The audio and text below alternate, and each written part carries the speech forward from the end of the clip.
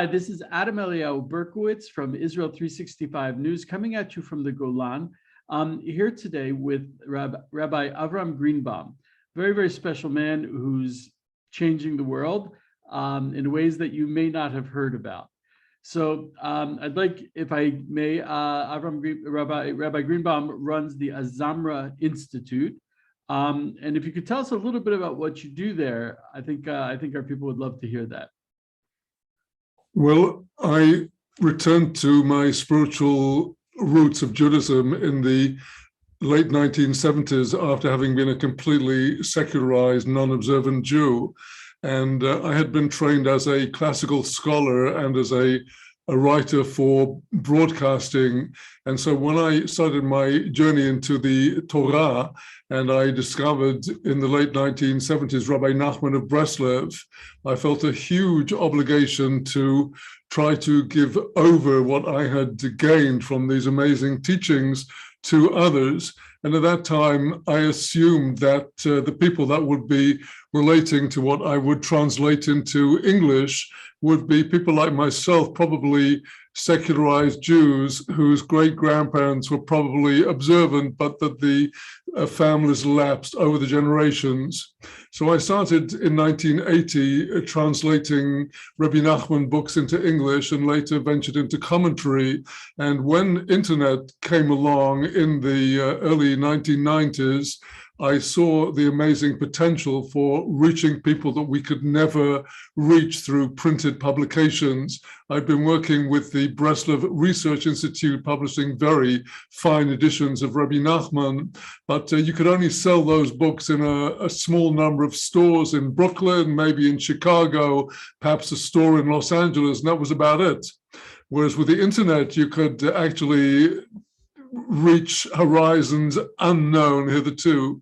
So I today mainly concentrate on maintaining the azamra.org website, which I've tried to develop into a treasury of Torah resources in English for English-speaking people, trying to bring Torah teachings up to the present day. The site includes a complete commentary on the 5 books of Moses, portion by portion.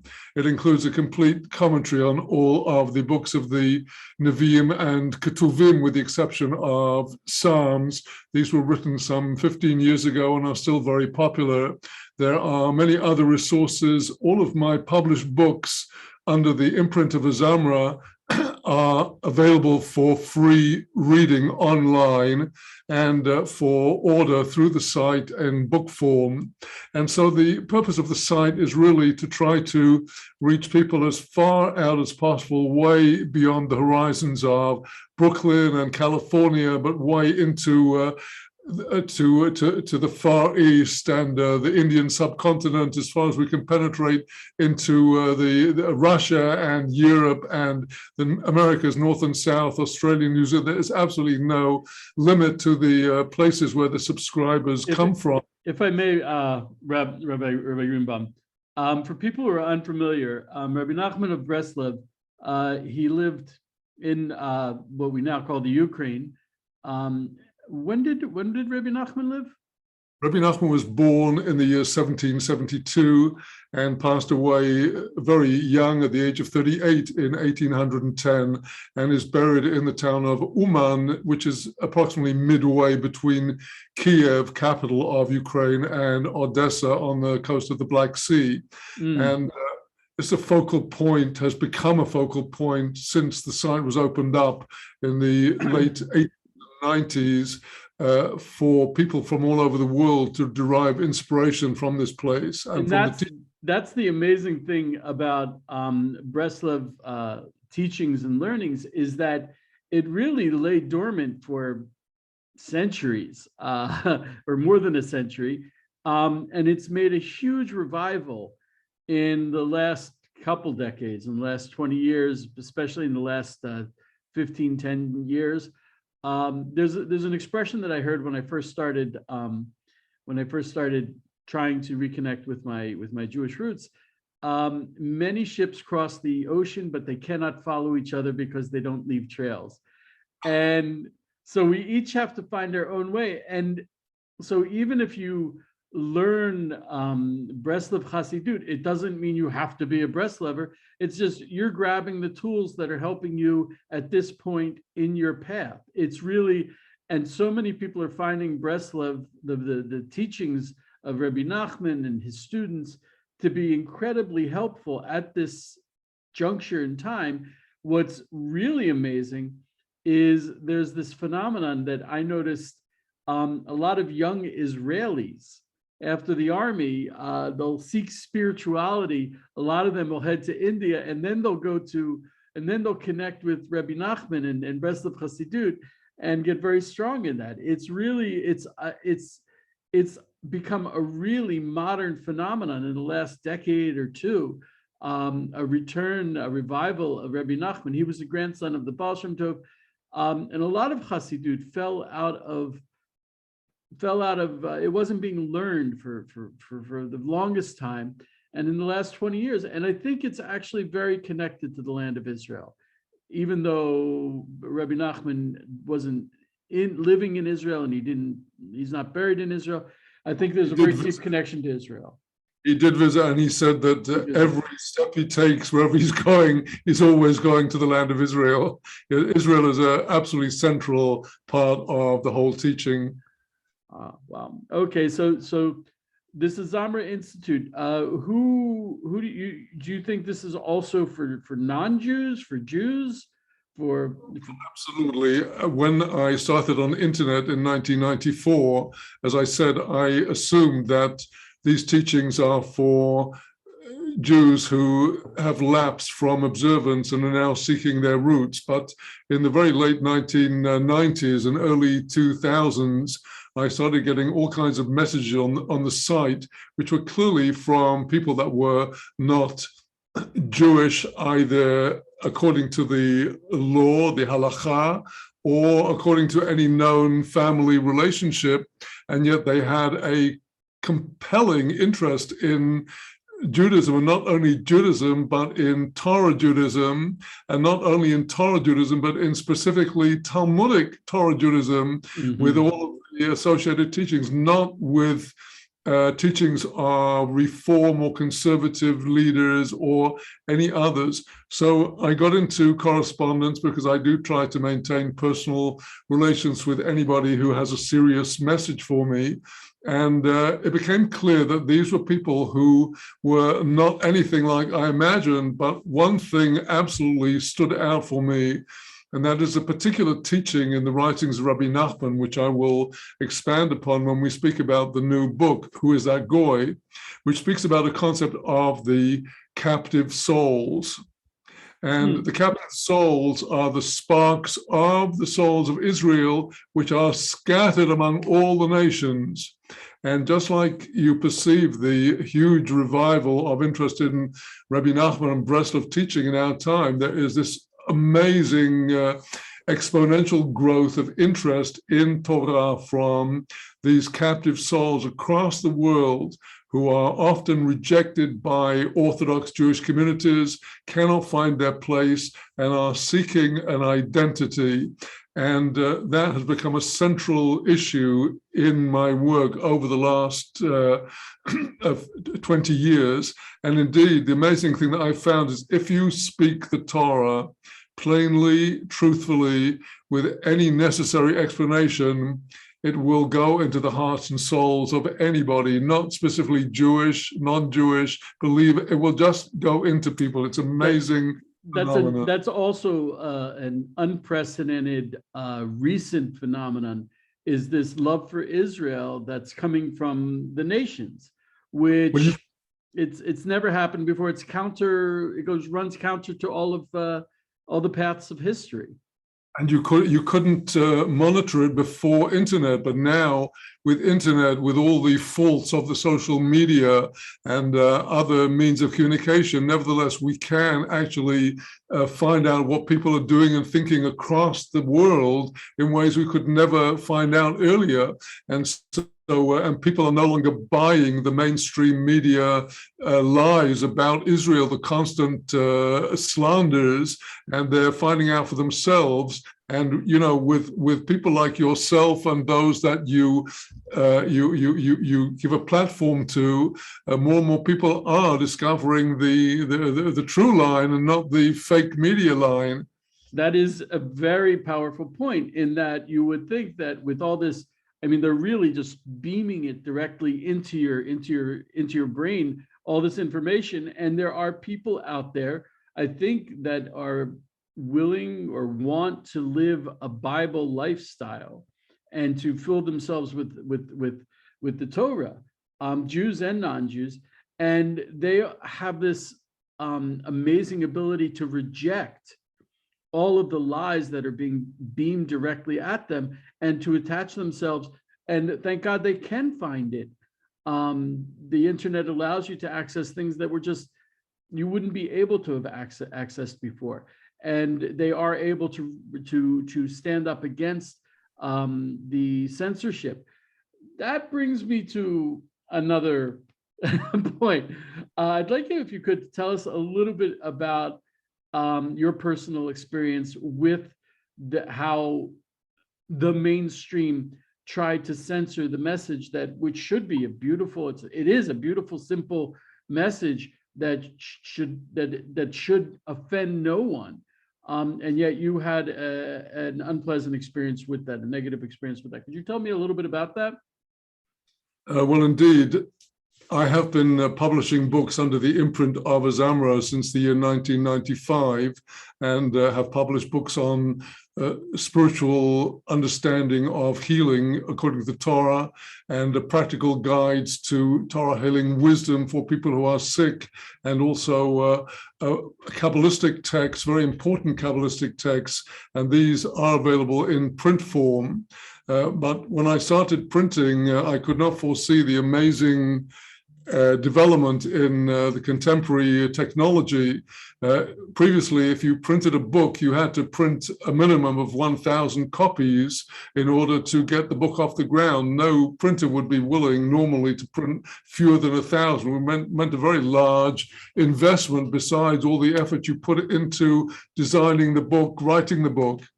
Well, now exists the technology now to upload all the necessary computer files to a central computer, which can then use a program to actually print even 1 or 2 or 5 copies of your book and ship it to whoever's ordered it across the world. Well, for a small publisher, this is a huge asset.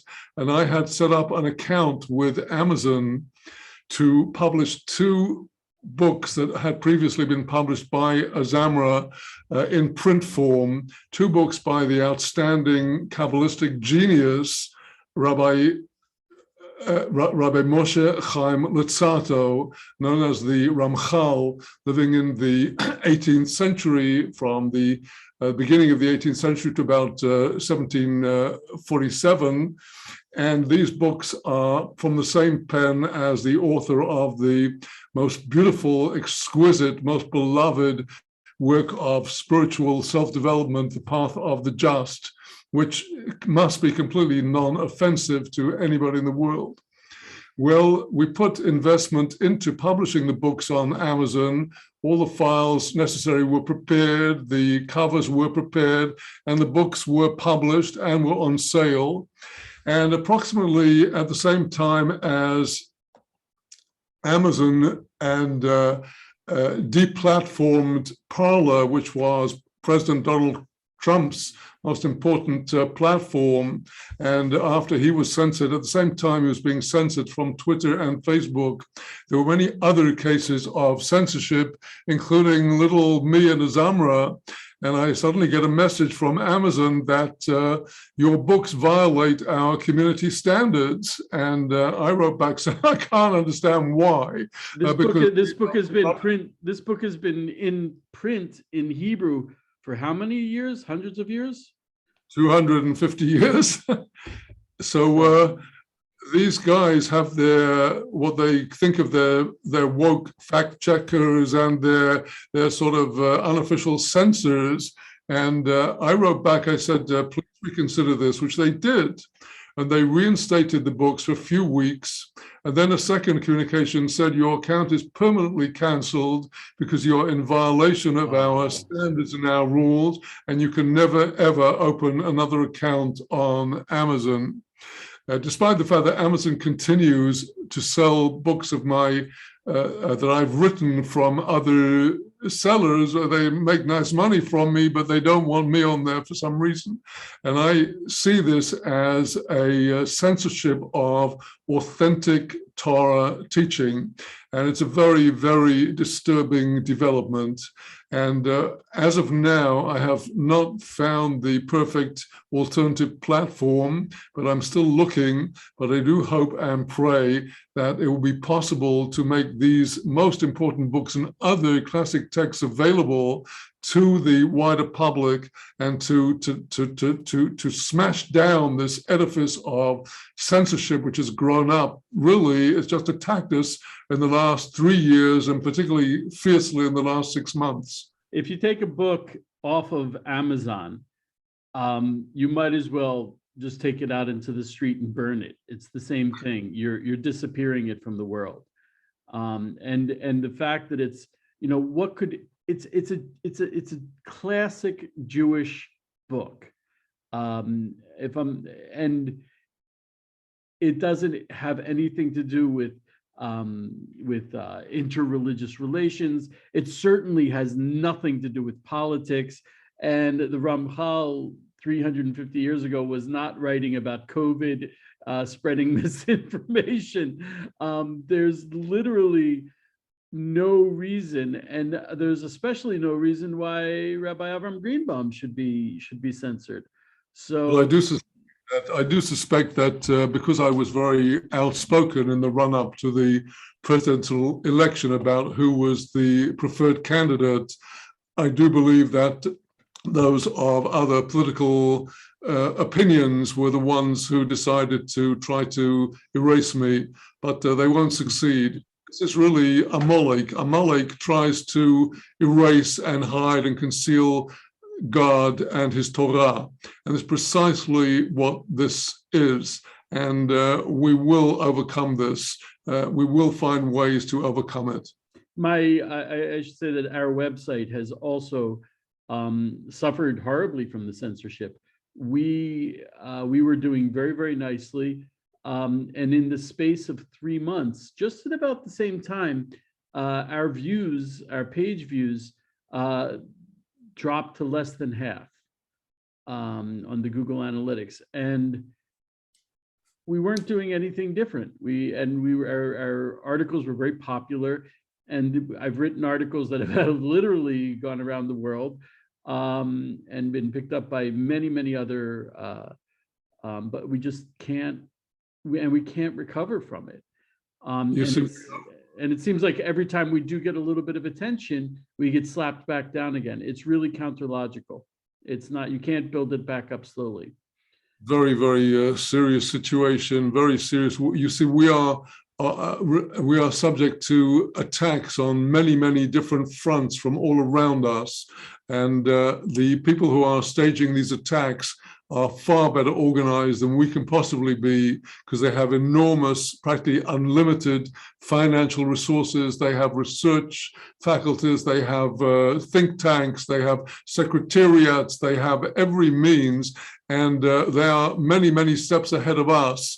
But HaKadosh Baruch Hu, the Holy One, blessed be He, is ahead of all of us. And I know that He will bring the Geulah in its right and proper time. And meantime, we have to ignore all this flack and try to overcome and maintain our emunah and keep strong, and we will overcome. Absolutely. We know what the end game is. And the question is not even how we're going to get there. We don't have to sweat that. The question is, which side are you going to be in? Which side, when the end game comes around? Okay, and which side were you pulling for? Which side were you working for? Now we literally see how the waters are parting, and there's the left and the right. We see that so clearly today. And it's funny, it's not, when it comes to even the issues of religion, it's not being divided along the lines that we were used to. It's not Christian against Jewish against Muslim. There are a lot of, unfortunately, and it pains me so much to say this, there are a lot of Jews who I feel are not on my side, which is, the issue of Israel is a litmus test. It's like, Hashem always asks, God always asks, where are you? Even though he knows perfectly well where you are. And in this week's parsha, we saw Avraham, he said several times, Hineni, here I am, here I am. And the point being, where are you? Okay, and it's not GPS question. It's a question of, whose side are you pulling for? Whose side are you working for? Where are you? And we're seeing that more and more. It's really people are standing up and they're identifying. They're really, and that's where it's coming down to. So I'm not so worried. I'm not so worried.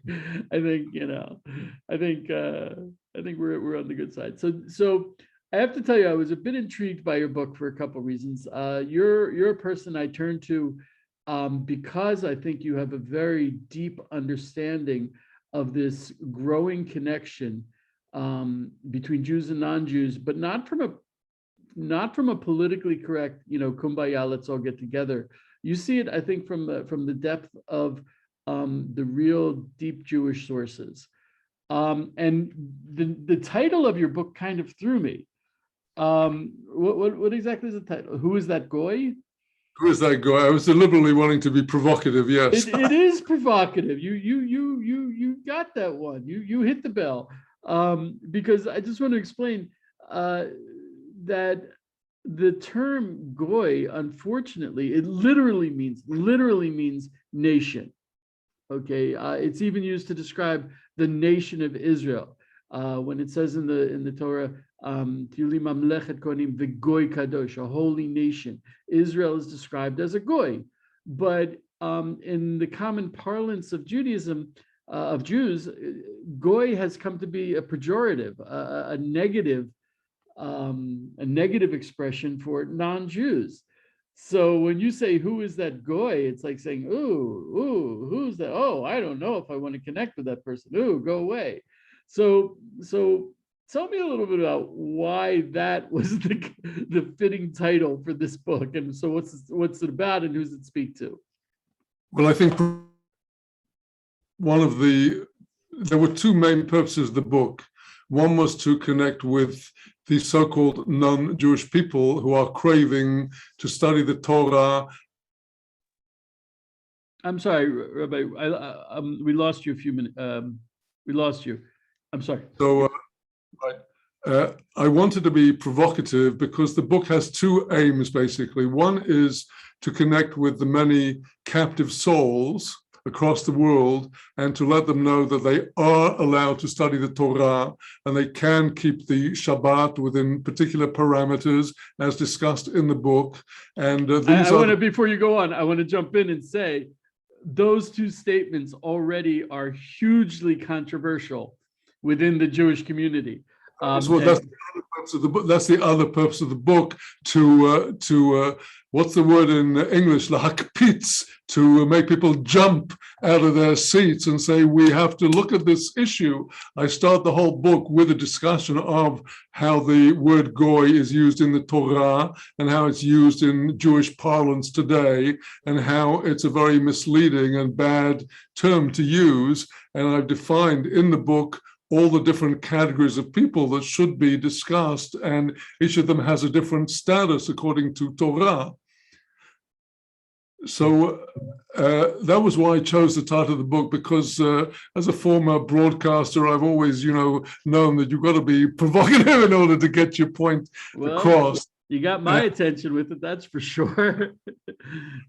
But the book has been developing for many years. If you like, I'll just recount a little how it developed. Sure. As I mentioned earlier, from the late 1990s onwards, I was getting communications from people literally across the world from many different backgrounds, many Christians or ex-Christians, some people from different backgrounds, Chinese, and all different kinds of people. And it was clear that these people had a profound craving for the Torah that could not be explained simply by, I'm curious about this.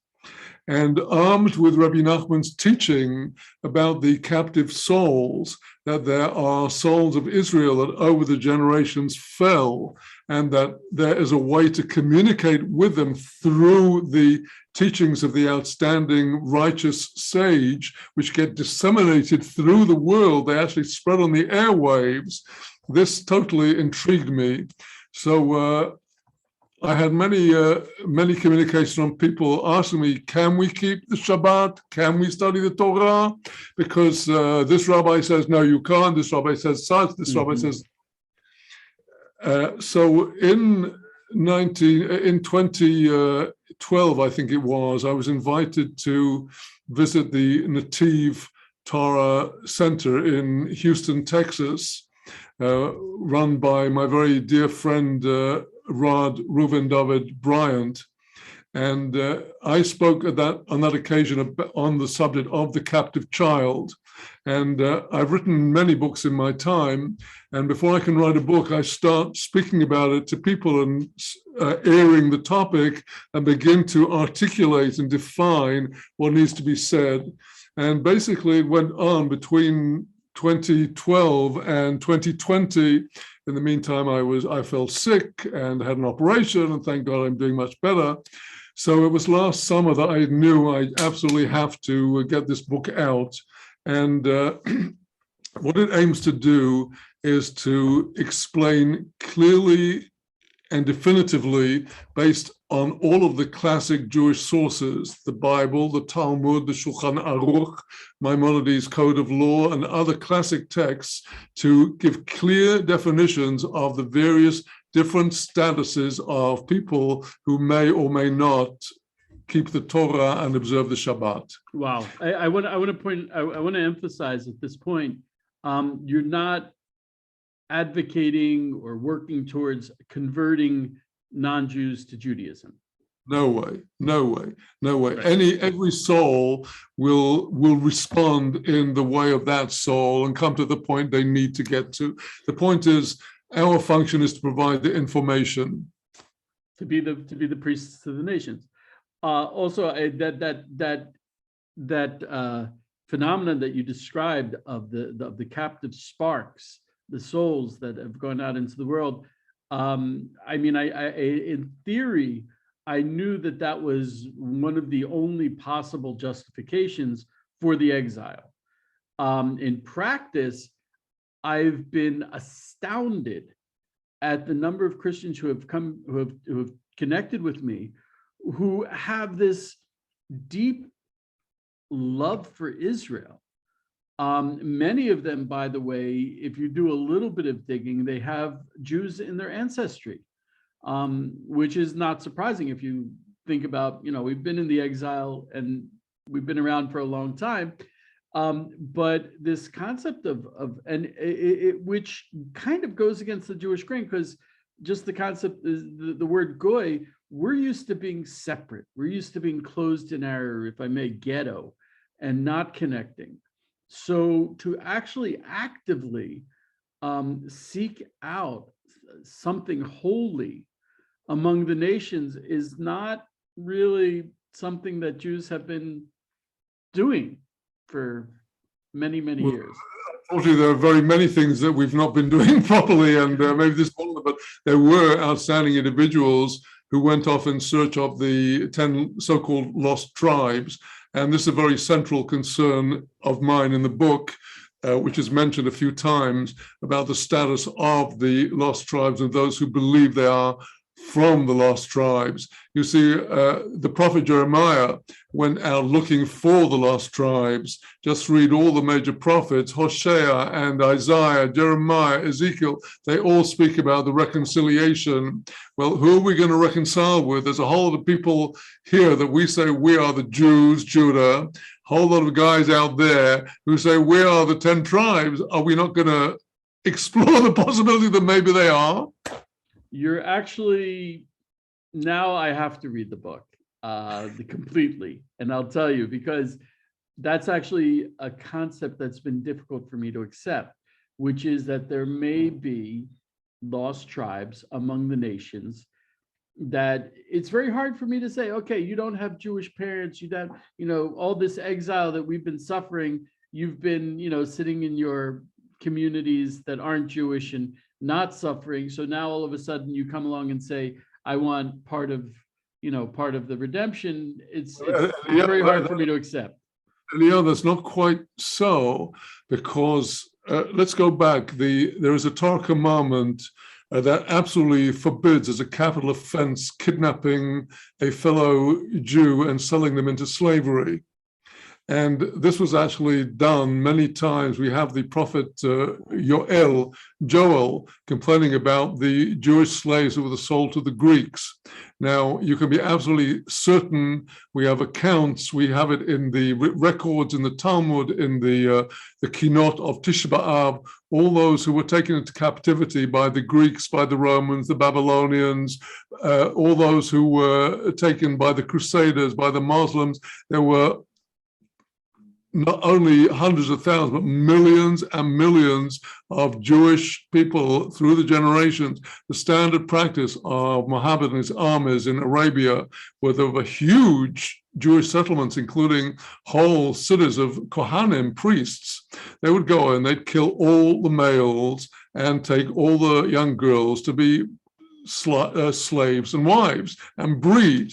Well, now, you know as well as I do that according to the Jewish law of heredity through the mother, any woman that was taken into captivity, be it by the Crusaders or by the Muslims or whoever, she has a daughter, who has a daughter, has a daughter. Until today, there's actually Jewish genes there. You cannot deny it. And the sons of any of these women, their children, if they marry a non-Jewish, are apparently not Jewish, but there is a Jewish connection. So there are, I figure, I can't remember whether it was 10 million or 20 million that the Lubavitcher Rebbe, of blessed memory, is said to have thrown out as a number of lost souls in Russia. Well, now extrapolate, the history of Jews in America since the 1600s, where those who came largely came because they had something they needed to escape from in Europe. And they set up a new life in America. Did they have a proper Brit Milah and a proper Ketuvah for their marriage? Obviously not. And over the generations, this huge assimilation means that there are souls embedded in the populations. Take the B'nai Anusim, the so-called, it's a very pejorative term, the Marranos, who were forcibly converted in the Spanish and Portuguese Inquisitions. Well, for example, it's estimated that in Brazil, which is a Portuguese-speaking country, nearly half of the upper echelon are of B'nai Anusim origins. And the same is true across Latin America and North America. It's so our picture of the self-satisfied, smug Paritz who's sitting in his castle while the thugs are, God forbid, making pogroms, that may not apply to many of these people who are actually surfacing in our time. And I think that it's a supreme act of love on our part to actually give them the benefit of the doubt in view of their tremendous determination to connect in some way with Judaism, with Israel. And I do see what can only be described as souls awakening. I'll be speaking to someone who I've known for years, and they'll be like, I just found out I'm not Jewish, and this amazing gift, which is also like a sign of that we're in the redemption times of DNA testing.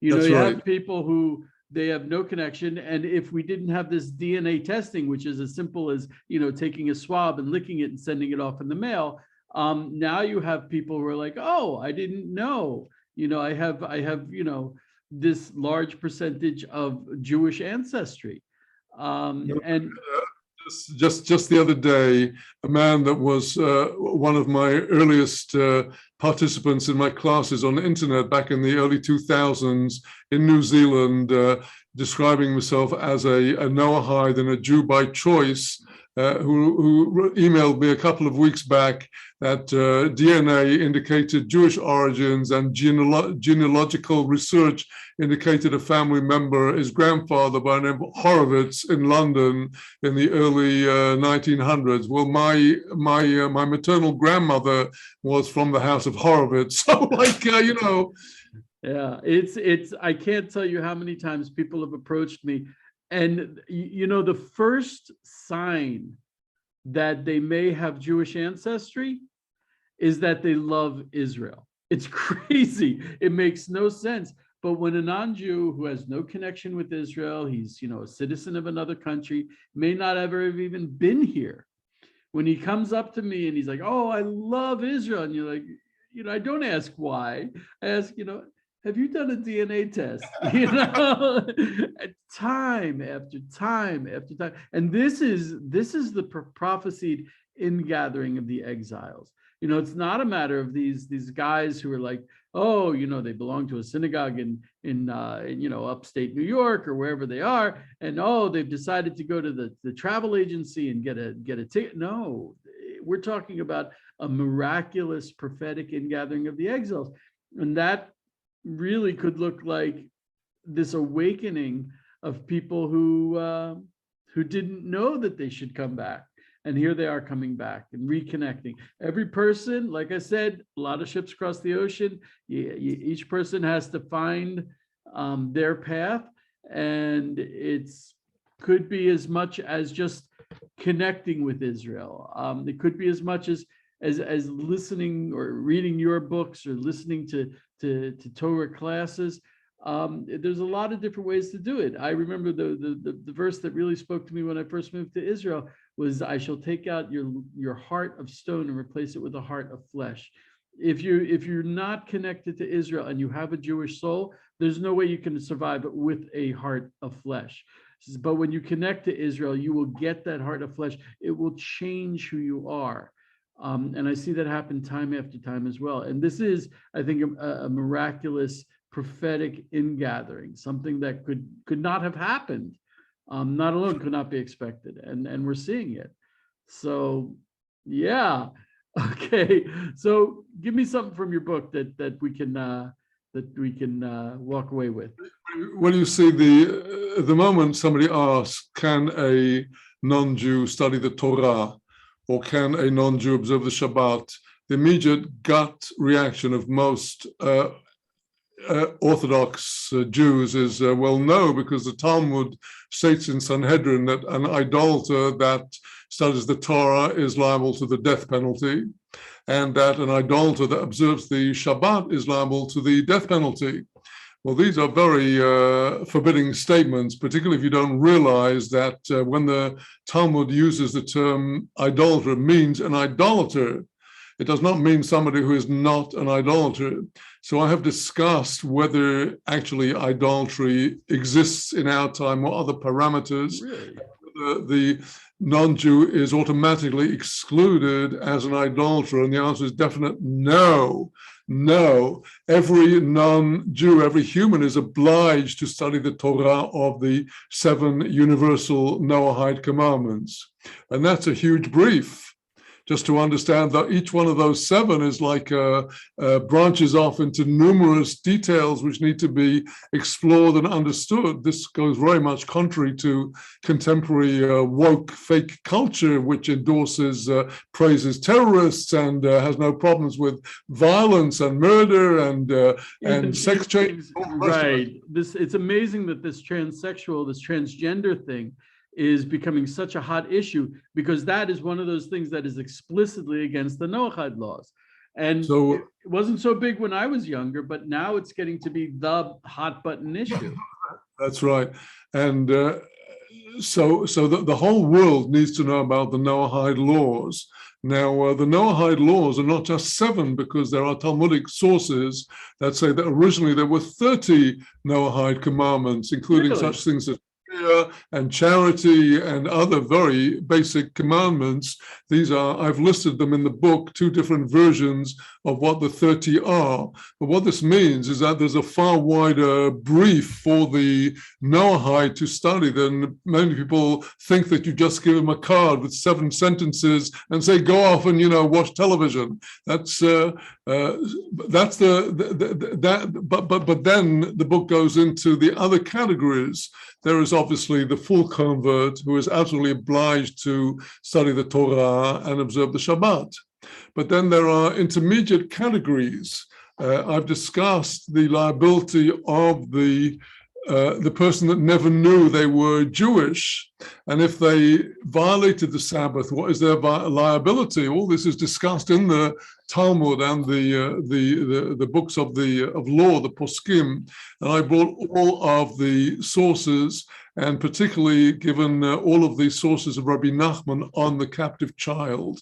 So basically, I presented 8 general categories, from the idolater to the convert to the captive child, the 10 tribes, and each one has its particular sources from the Talmud or the other literature.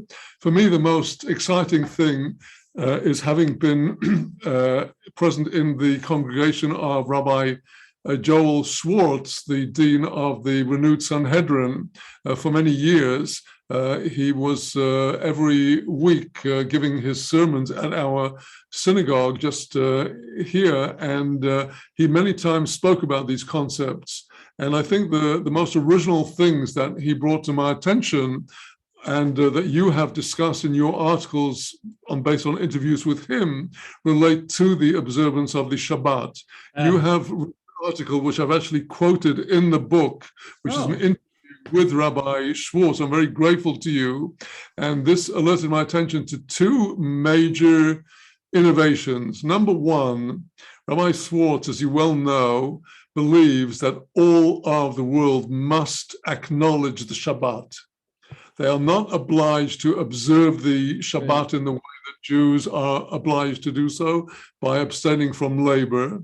But Rabbi Schwartz says that since the Shabbat is testimony to the creation by the Creator, every person in the world must be aware that there is a creation and should acknowledge the day. That's one great thing, because we don't hear that from most authorities. I can't emphasize enough that really, if you ask the average Orthodox Jew about non-Jews keeping the Sabbath, they will quote exactly what you said, which is they are liable for the death penalty for keeping the Sabbath. So to come out and say, and Rabbi Schwartz, actually, and he's a very highly respected rabbi, very highly respected, except for this, when he says these amazing things, then people have problems with it, they get angry. But he said that we have a tradition that when 2 Sabbaths in a row are kept, then the Messiah will come. And he said 2 Sabbaths, one for the Jews, one for the non-Jews. When those both are kept, the Messiah will come. And when he said that, I was just like, it really blew me away. So, yeah. Well, you see, it's not just Rabbi Schwartz. There's a very renowned classical commentator on the Bible known as the Kli Yakar. And in the commentary of Kli Yakar on Exodus, the 4th commandment, remember the Sabbath day, he writes explicitly exactly what Rabbi Schwartz has been speaking about, with at far greater length and at greater depth. Oh, really? So there are, I've brought the whole thing in the book. It's all translated and with the original Hebrew text. But an even greater chidush, a real novella, a new innovation, is that not Rabbi Schwartz, but no less than Rabbi Israel Meir Kagan, the Chofetz Chaim. He writes in his Mishnah Berurah, which is his commentary on the mandatory code of Jewish law, the Shulchan Aruch, on the Orach Chaim, in the laws of Shabbat, in chapter 304. There's a section called the Bi'ur Halacha, where the Chofetz Chaim goes into the depth of the laws and how to understand them. And this is what he writes there. He writes that if a member of the nations decides to take upon himself the observance of the 7 Noahide laws, and at the time of his acceptance of the laws in the classical manner before a panel of 3 righteous Jews, if at that time he undertakes to observe the Shabbat, that is to say, not just to mark the Shabbat with a glass of wine and a nice meal, but to abstain from labors, he is allowed to do this. Not only is he is liable to keep the Shabbat after he made such an undertaking. Wow. For him it is mitzvah. So this is the Chofetz Chaim, the Mishnah Berurah, which nobody in the Orthodox world can quarrel with. And thank God I've had the merit to put it all down, plain and simple, in a 70-page PDF, which you can get for free on internet.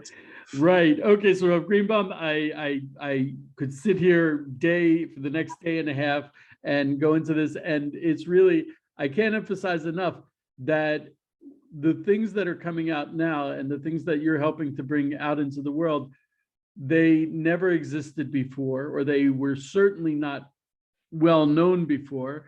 And now they're becoming much more in demand. The world is changing. The world is changing towards the redemption. And these issues are certainly a part of that. So I'd really like to thank you for bringing it out. And I also want to tell people this is not the regular world. I remember when people started inviting me into their house for Shabbat, like a good American, I would be like, oh no. And I'm thinking, I'm doing the calculation in my mind. How much are they going to spend on my, no, people want to give. And Rav Greenbaum, you're mamash Talmid Chacham, you're a scholar, you're an amazing person, and you're not charging, you're not expecting anything from people other than to help them to bring their light into the world. It's a free download, and your lectures are free. And like I said, it's just to bring more light into the world. And the thing about light, if I have a candle and I light your candle, it doesn't take anything away from my candle.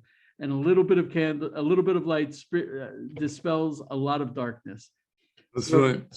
So Rav Greenbaum, I'd like to thank you so much for your time, for giving these amazing words.